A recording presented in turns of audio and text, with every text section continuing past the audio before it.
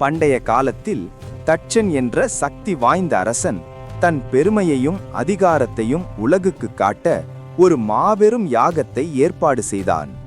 அந்த யாகத்திற்கு அவன் எல்லா தேவர்களையும் முனிவர்களையும் அழைத்தான். ஆனால் அகந்தையின் காரணமாக தன் மகள் சதியையும் அவளது கணவர் சிவபெருமானையும் அவமதித்து அவர்களை அழைக்கவில்லை. தந்தையின் யாகம் குறித்து அறிந்த சதி மனத்தில் பெரும் வேதனையுடன் கலங்கினாள். சிவன் எதுவும் சொல்லாத போதும் தன் கணவர் அவமதிக்கப்படுவதை தாங்க முடியாமல் யாக சபைக்குச் செல்ல முடிவு செய்தாள். யாக சபையில் தட்சன் அனைவரின் முன்னிலும் சிவபெருமானை கடுமையாக இழிவுபடுத்தினான். அந்த வார்த்தைகள் சதியின் இதயத்தை குத்திய கத்தி போலிருந்தன. அந்த அவமானத்தை தாங்க முடியாமல் சதி ஒரு தீர்மானம் எடுத்தாள். தன் உடலை யாகக் குண்டத்தில் அர்ப்பணித்து தன் உயிரையே தியாகமாக வழங்கினாள். அந்த நொடியே யாகத்தின் தீ வானத்தை நோக்கி எழுந்தது. சதியின் தியாகம் உலகையே அதிர வைத்தது.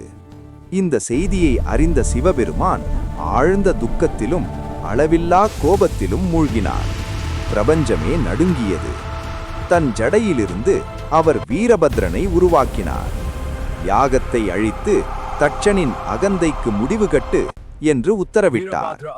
வீரபத்ரன் யாக சபையை தாக்கினான்.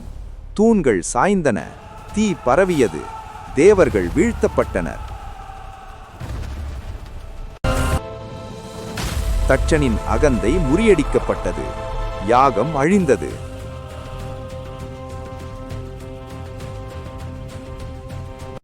பின்னர் தேவர்கள் அனைவரும் சிவபெருமானின் பாதங்களில் விழுந்து கருணை வேண்டினர்.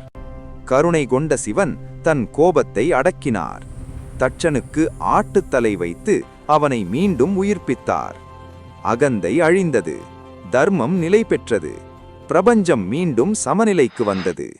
இதுவே தட்ச யாகம், சிவனின் பேர்கோபமும் கருணையும் சொல்லும் மாபெரும் புராணம்.